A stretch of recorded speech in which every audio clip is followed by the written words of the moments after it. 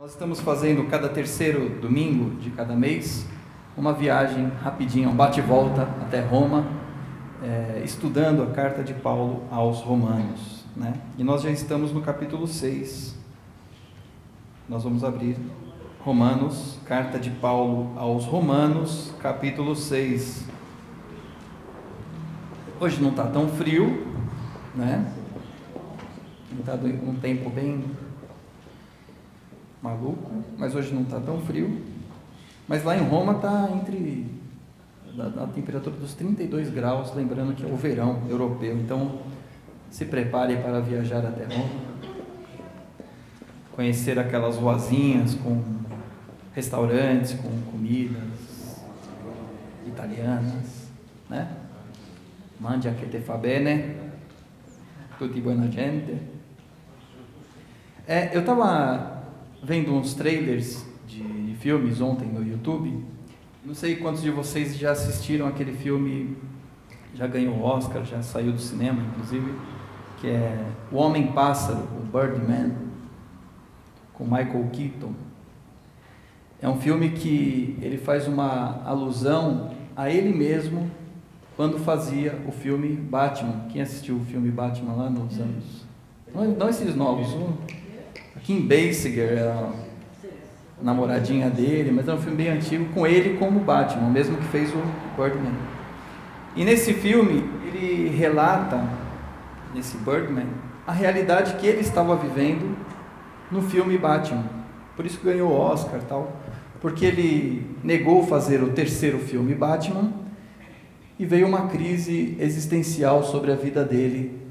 Então esse filme Birdman relata essa história dele como Batman mesmo, né? E eu estava vendo o UOL tempos atrás e eu li que eles iam fazer uma história parecida com o palhaço Bozo aqui no Brasil. Quem lembra do palhaço Bozo? Lembra que tinha o programa do Bozo pelas manhãs. Quem cresceu nos anos 80 teve essa infância assistindo o Bozo, depois Xuxa, né? Minhas irmãs, eu já falei, elas queriam ser paquitas. Quem daqui quis ser paquita? Quiseram ser paquita. Minhas irmãs acreditavam que a nave da Xuxa voava, inclusive, eu já falei sobre isso também. Mas eu também assistia a Bozo, né? Eu lembro do Bozo, a vovó Mafalda, todos aqueles personagens. Aliás, a minha memória seletiva, ela é tão estupidamente impressionante que eu lembro do telefone do Bozo, 2360873. Era o telefone, acho que falavam tanto, 2360873, os números eram menores, né? Mas eu lembro do número do telefone do Bozo. E eu vi que eles fizeram esse filme, vai sair esse ano, só que eles mudaram um pouco o título do Bozo, é Palhaço Bimbo. Bingo.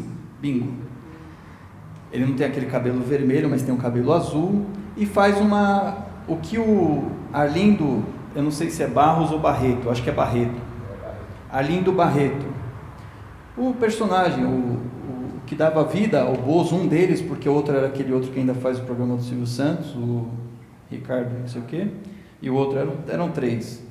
Um era o Ricardo, ele foi o primeiro, que é o Arlindo Barreto, ele se converteu. E na sinopse do filme fala dessa vida que ele teve de drogas, enquanto apresentava, de prostituição, de sexo, enquanto apresentava o programa. E o trailer, ele é um filme feito pelo Padilha, salvo erro, não lembro o nome do ator agora, Vladimir, alguma coisa, Brista, casado com a Esteves, Adriana Esteves, que é pai de um menino chamado por aí, 4 meninos, tá vendo? Então esse Vladimir interpreta a vida do Arlindo Barreto, vivendo esse filme. Não é um filme infantil, então não vai levar seu filho para assistir. É um filme que fala dos podres que há por trás da cena, né? Eu até, para não esquecer de falar, eu salvei aqui na minha imagem o Arlindo, o Vladimir, como o Bozo, mas depois vocês procuram no YouTube, vejam o trailer e quando puder vamos assistir, porque fala desse processo que ele teve de conversão, graças ao filho dele, que ele se encontrou com Jesus. Então ele se apoiou no filho e na religião para largar essas drogas, esse mundo que ele vivia. Eu, quando criança, quando adolescente, assisti 2 vezes em 2 igrejas diferentes, uma na minha que eu frequentava. O Bozo foi até lá, deu o testemunho dele, é um testemunho maravilhoso. Foi numa semana de crianças, né, que existiam as férias das crianças, e a igreja abria as portas para fazer uma programação para as crianças. E um dos dias foi o Bozo dar esse testemunho. Ele fez as brincadeiras dele e deu o testemunho da conversão dele, não contando os relatos que vai falar no filme sobre drogas e tal, enfim. Mas eu fiquei pensando o quanto de nós... Está ali ele. Vamos assistir? Tem um filme já, vamos assistir. É um filme, deve ser interessante, acredito eu, e falando sobre a conversão dele. E eu fiquei pensando o quão de nós somos assim. Que bonito, né? Interpretamos uma personagem, mas na realidade a nossa vida é um caos. Não estou dizendo que seja um caos a esse nível, mas quantos de nós às vezes vive uma mentirinha para demonstrar aquilo que não somos, ou aquilo que até gostaríamos de ser, mas que ainda não somos? Não fique desanimado, o ser humano é assim mesmo, nós somos limitados. Ainda não atingimos um nível de perfeição, mesmo porque não atingiremos aqui nessa terra. Perfeição seremos o dia que estivermos no céu, ou teremos o dia que estivermos no céu.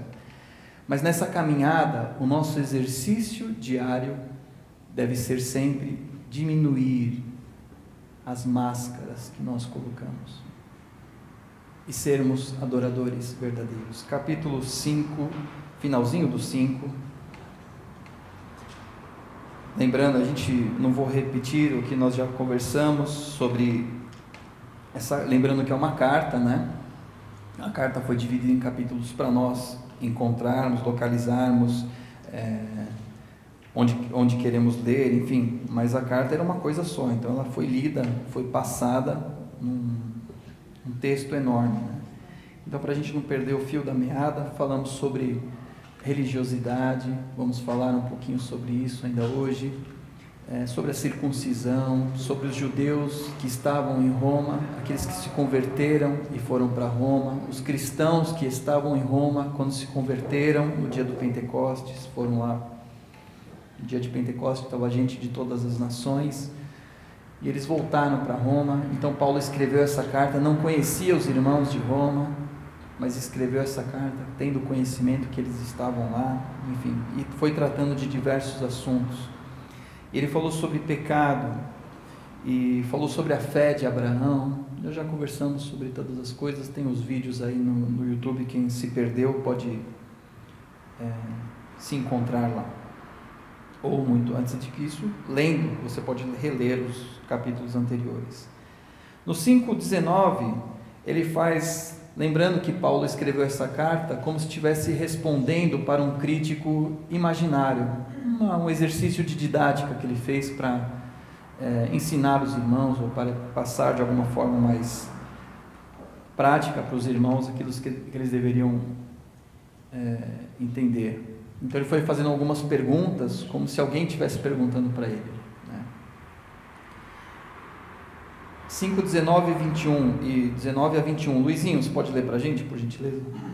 Porque assim como pela desobediência de um só homem muitos foram constituídos pecadores, assim também pela obediência de um muitos serão constituídos justos. Sobreveio, porém, a lei, para que a ofensa abundasse, mas onde o pecado abundou, superabundou a graça, para que, assim como o pecado veio a reinar na morte, assim também viesse a reinar a graça pela justiça para a vida eterna por Jesus Cristo nosso Senhor. Amém. Amém. Onde abundou o pecado, onde teve muito pecado, superabundou a graça. Teve muito mais graça sobre isso. Amém por isso? Onde houve pecado, houve uma graça maior.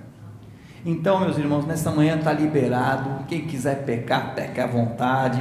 Que está tudo liberado aqui com a base na Bíblia. A gente tem base para pecar. Vamos pecar, vamos sair pecando por aí, né? Então sai aí do jeito que você quiser, viva a sua vida, abra os braços para o mundo, pegue a moto, né? Essa é uma dúvida que vem na cabeça em primeiro lugar. Quer dizer, se onde houve pecado houve uma graça, então o pecado ele é permitido. Não. Aí vamos entrar no capítulo 6, versículo 1. É uma dúvida bem humana, bem simplória, mas tem gente que pode pensar assim. Acredito que nenhum de nós aqui hoje. Que diremos, pois? Permaneceremos no pecado para que seja a graça mais abundante? De modo nenhum. Como viveremos ainda no pecado, nós, os que para ele morremos? E agora vem uma aula, ou para quem não teve, ou para quem já teve, refrescar uma aula sobre batismo. Nós vamos ter essa aula de Paulo sobre batismo. Ou porventura, versículo 3, ou porventura ignorais que todos nós que fomos batizados em Cristo, fomos batizados na sua morte? Fomos, pois, sepultados com ele. Há um texto paralelo a esse versículo em Colossenses 2,12. Fomos, pois, sepultados com ele na morte, pelo batismo, para que, como Cristo foi ressuscitado dentre os mortos, pela glória do Pai, assim andemos nós em novidade de vida. Porque, se fomos unidos com ele na semelhança da sua morte, certamente o seremos também na semelhança da sua ressurreição. Então, lembrando que o batismo, ele tem essa simbologia de quando nós imergimos ou mergulhamos na água, ele tem essa simbologia de que eu estou morrendo. O meu velho homem está sendo aqui sepultado. É esse o simbolismo do batismo. Então, por que eu tenho que mergulhar? Por que eu tenho que encher uma piscina? Por que tudo isso? É um simbolismo, um mero simbolismo, uma ordenança, mas é um ato simbólico, dizendo aqui, estou morrendo para o mundo e agora estou ressuscitando para a minha nova vida com Cristo.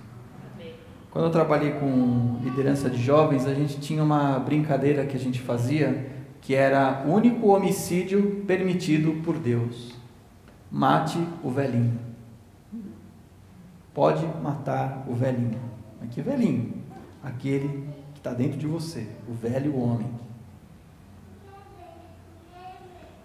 E existe ainda, quem assistiu já Sexta-feira 13, na minha época também dos anos 80, tinha Sexta-feira 13, 1, 2, 3, não sei até que passou dos 13, que eu lembro que tinha passado dos 13. E o Jason, com aquela máscara dele, não morria, né?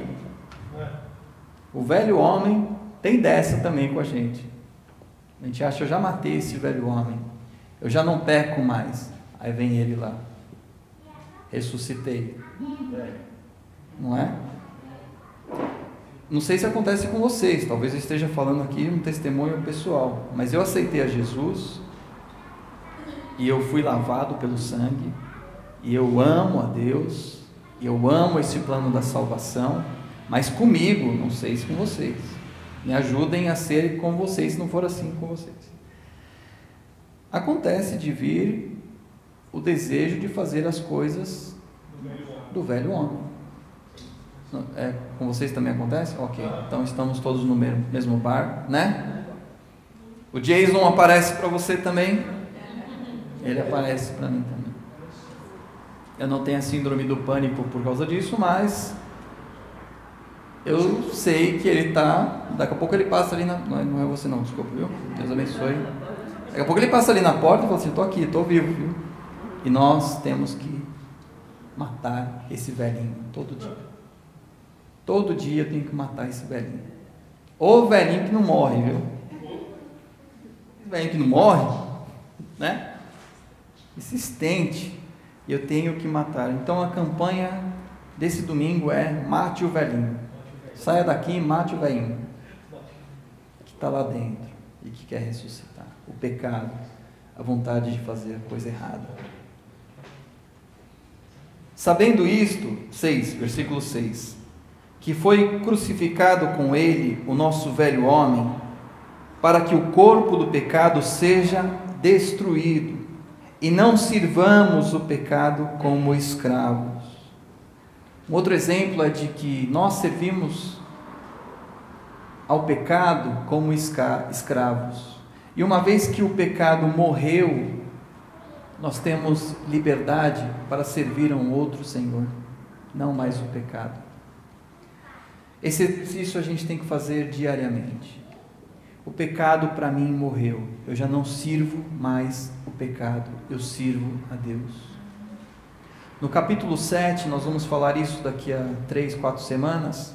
Ele compara a essa vida como uma vida de adultério.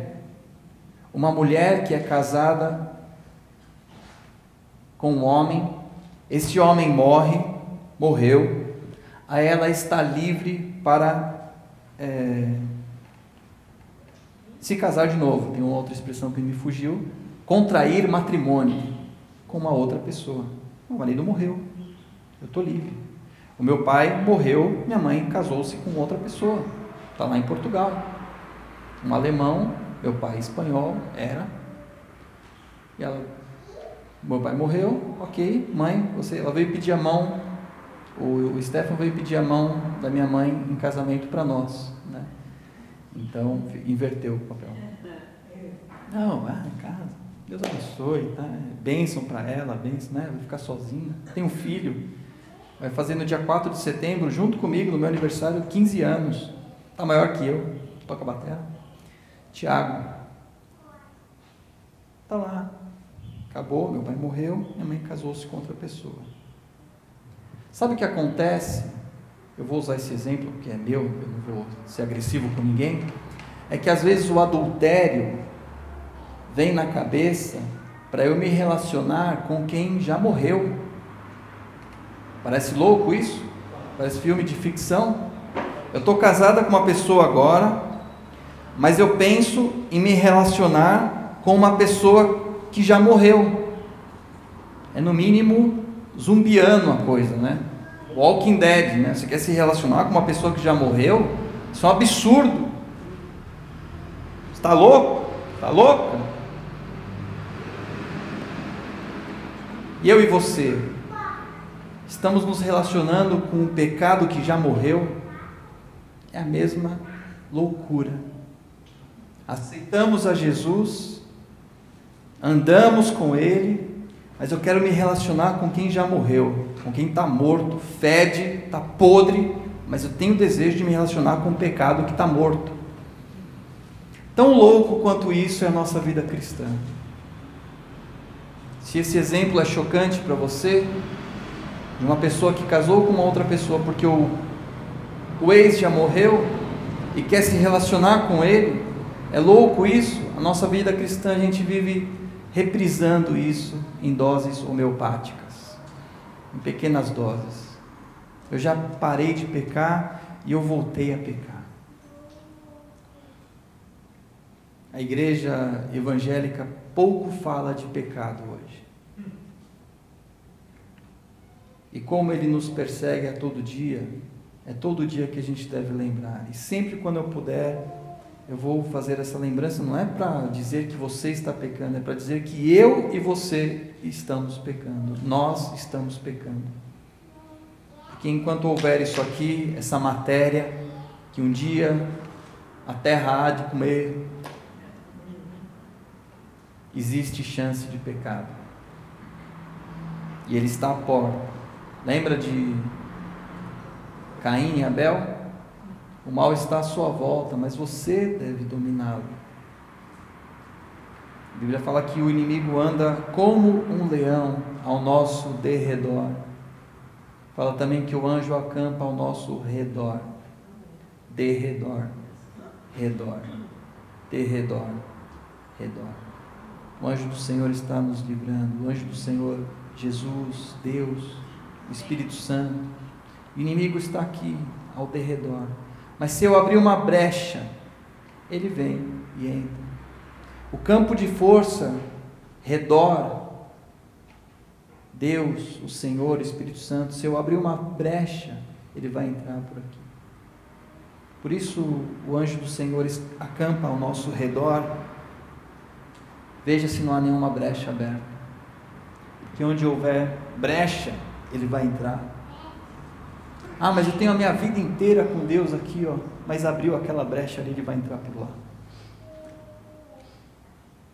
Porque eu estou aqui, o anjo do Senhor está aqui ao meu redor, e ao derredor, acima do telhado, está o inimigo, mas deixou a brecha aberta, ele vai entrar.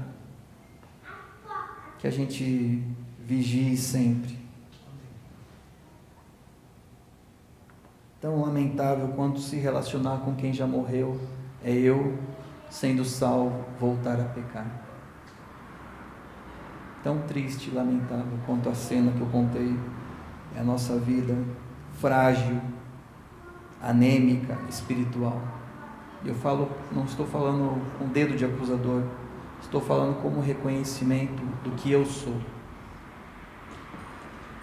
E se você se identifica com isso, dê a sua mão comigo e vamos caminhar na direção do Pai, reconhecendo que somos pecadores, mas que precisamos da graça e de sepultar esse velho homem na nossa vida.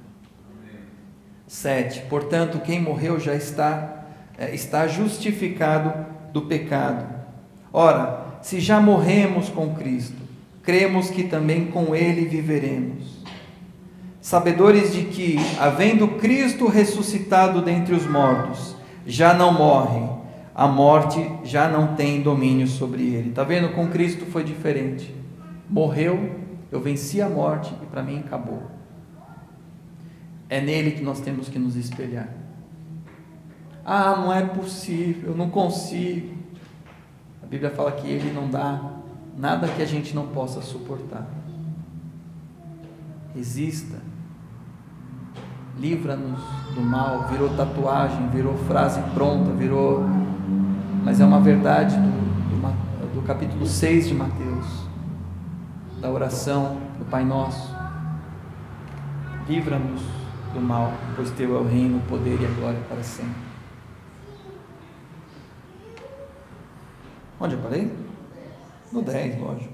Pois quanto a ter morrido, de uma vez para sempre morreu para o pecado, mas quanto ao viver, vive para Deus. Aí o 11, ele coloca todos nós juntos. Assim também vós considerai-vos mortos para o pecado, mas vivos para Deus em Cristo Jesus. Então esse é o nosso foco. Paulo está falando assim, ó, da mesma forma, o ensino dele para nós, não é meu, é dele, para nós nessa manhã é esse. Considerai-vos mortos para o pecado. Quando vier o Jason, você fala assim, você já morreu para mim. Se tiver que te matar de novo, eu te mato, mas para mim você já morreu. Você pode vir com toda a sua artimanha assustadora, não me engana mais. Você pode até mudar a máscara, colocar uma máscara do que quer que seja. Já não me engana mais. Eu conheço a tua estratégia. Lembrando que no capítulo anterior eu falei sobre isso. A estratégia se repete, da mesma forma que foi com Eva. E o Diego falou sobre isso na quarta.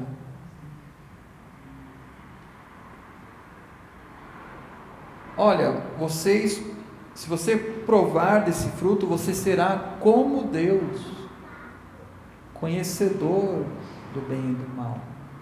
Você vai ter benefícios de provar desse alimento. A proposta é sempre enganosa para nós. Nunca é, se você comer desse fruto é verdade, você vai desrespeitar Deus, você vai desonrar Deus. Não, você vai ser conhecedor. Eu mudo um pouquinho a estratégia, vamos ver, vendedor nato, né? Eu sei vender a estratégia aqui para você embarcar na minha.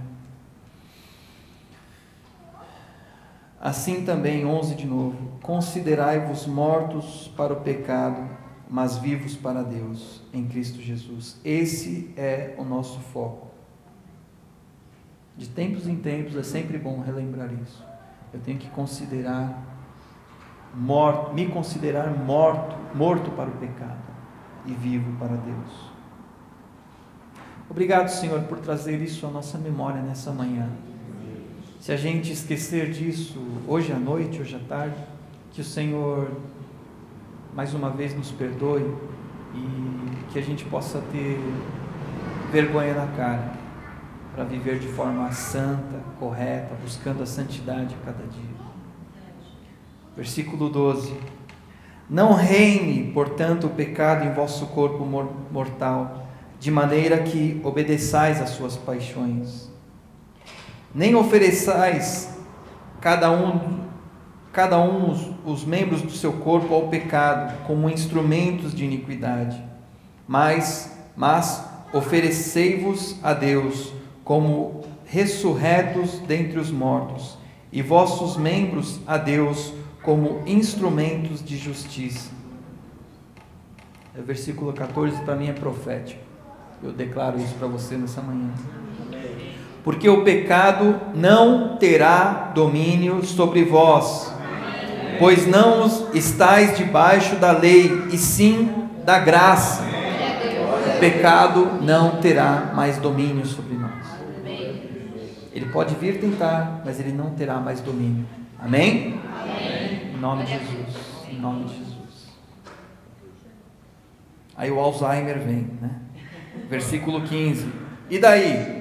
Havemos de pecar porque não estamos debaixo da lei, e sim da graça, né? Acho que é o mesmo Alzheimer, já esqueceu, acabei de falar para você. Não é para viver em pecado. Mas ele usa essa repetição para a gente não esquecer. Acho que Paulo já sabia que a gente teria Alzheimer espiritual. Estou lembrando você mais uma vez. Não sabeis que daquele a quem vos ofereceis como servos para a obediência, desse mesmo a quem obedeceis sois servos, seja do pecado à morte ou da obediência para a justiça? Então você escolhe que Senhor você quer servir. A Bíblia fala que não dá para servir a dois. Você escolhe um ou outro. O Diego também falou sobre isso na quarta. Eu avanço na direção do Pai. Eu me converti. A conversão tem essa. Eu estava indo num caminho tortuoso. Eu me converti. Tem uma placa até que fizeram brincadeira no Facebook, uma coisa assim. Conversão à esquerda, né? Tem as pessoas ali ajoelhadas na placa. Conversão à esquerda. Não é conversão. É para você converter, é isso. É virar de direção. Virar de direção. Eu estava indo numa direção, eu me virei para outra direção. E o Diego falou sobre isso na quarta. Eu estou indo nessa direção, um passo na direção de Deus e 2 na direção do inimigo. Avanço um passo, dou 2 para trás. A minha vida cristã. Avanço um passo, 2 para trás. Até, né? Fez isso aqui. Vou repetir. Corta, edita. Assista agora o Diego fazendo a demonstração de andar com Deus. Dou um passo para frente, 2 passos para trás. Pronto, ele faz edição, ele se vira. Para não ter que repetir, né? Tinha um pastor amigo meu lá em Portugal, português, falava assim que o estudo de quinta-feira lá tinha, né? Ele falou, quem vem de quinta sabe mais. Então se você quer saber como que é, venha mais durante a semana, né? Mas eu vou falar sobre a obrigação de vir na igreja. Onde eu estava? Ainda bem que vocês estão aqui, não é? Então, falei sobre isso. Não sabeis que daqueles a quem vos ofereceis como servos para a obediência, desse mesmo modo, a quem obedeceis, sois servos, seja do pecado para a morte ou da obediência para a justiça? Faça as suas escolhas e aguente as consequências. Simples desse jeito. Quer viver pecando? Assim, né? Mas vai. O livre-arbítrio. Eu não tenho domínio sobre você.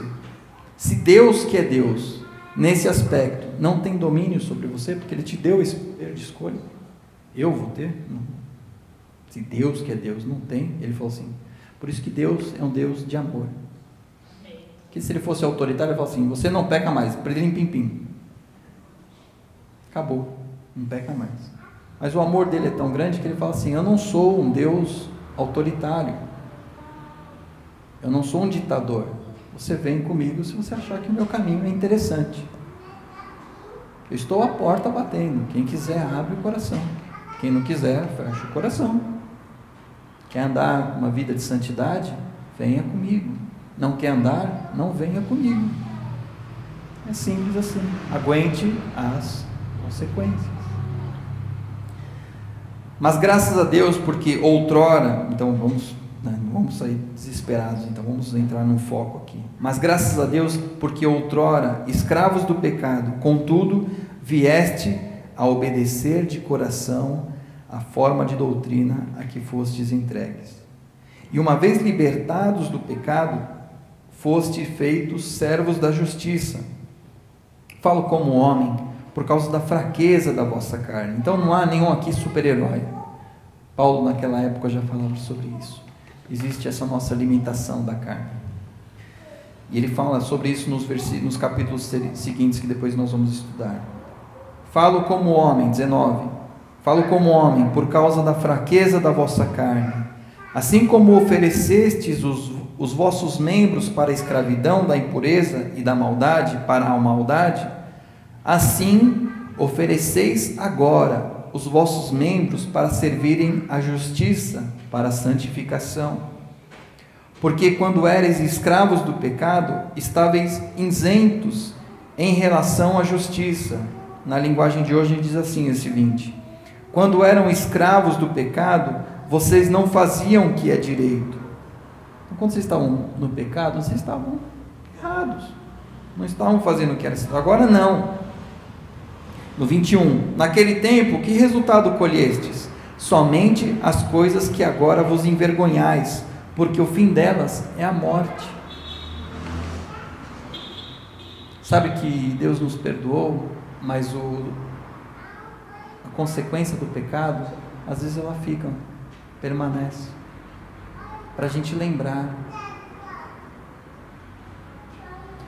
O Slay usa isso pastor Slay, primo do Alberto aqui, ele fala sobre isso. O pecado, ele tem esse poder, né, da consequência. Agora, porém, libertados do pecado, transformados em servos de Deus, tendes o vosso fruto para a santificação.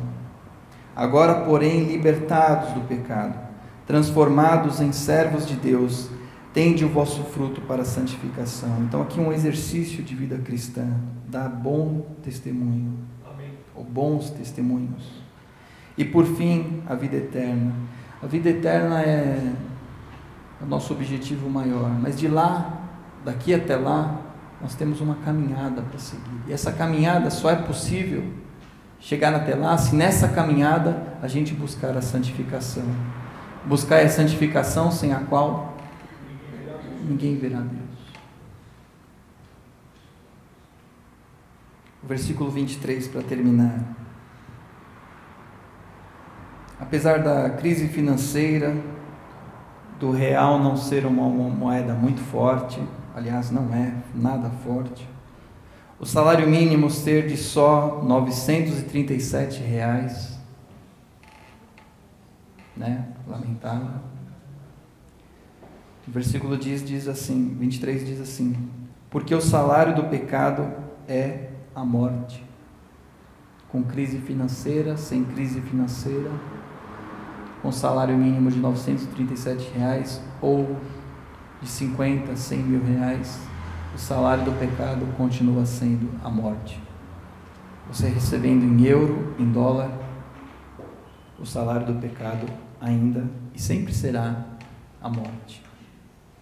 Mas o dom gratuito de Deus é a vida eterna em Cristo Jesus, nosso Senhor. Mas o dom gratuito de Deus é a vida eterna em Cristo Jesus, nosso Senhor. A nossa vida cristã, ela se resume nesse batismo.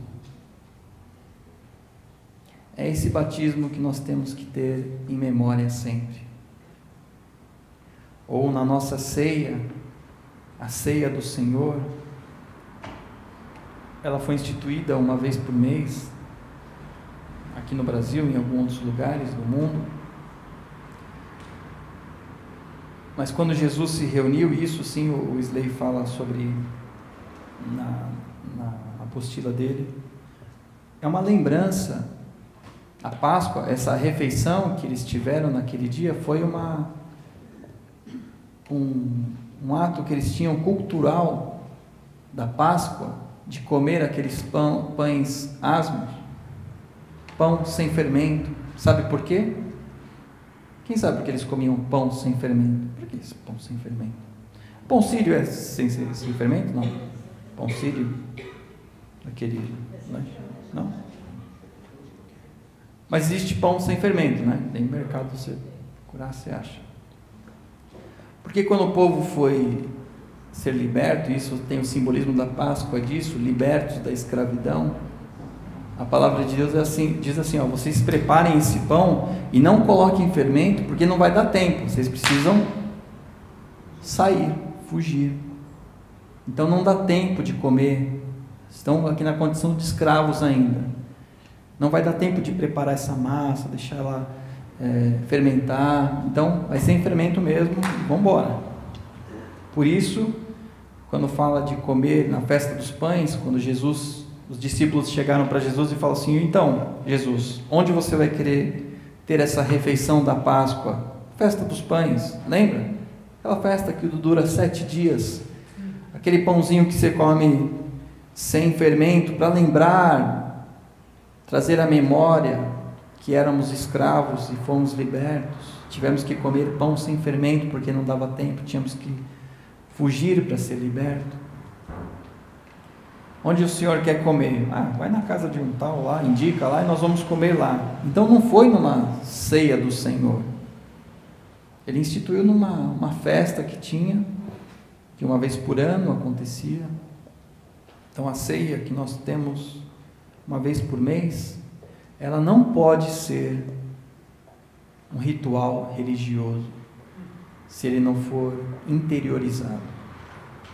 Como o batismo também não pode ser um ato religioso se ele não for interiormente vivido. Eu já falei sobre isso, sobre o batismo do ladrão. Não deu tempo de batizar, mas o batismo houve lá dentro. O mais importante é quando esse batismo há aqui dentro. Quanto à ceia do Senhor, existe aqui dentro. A comunhão e a lembrança que eu tenho, que eu fui liberto porque eu era escravo do pecado. É esse o simbolismo.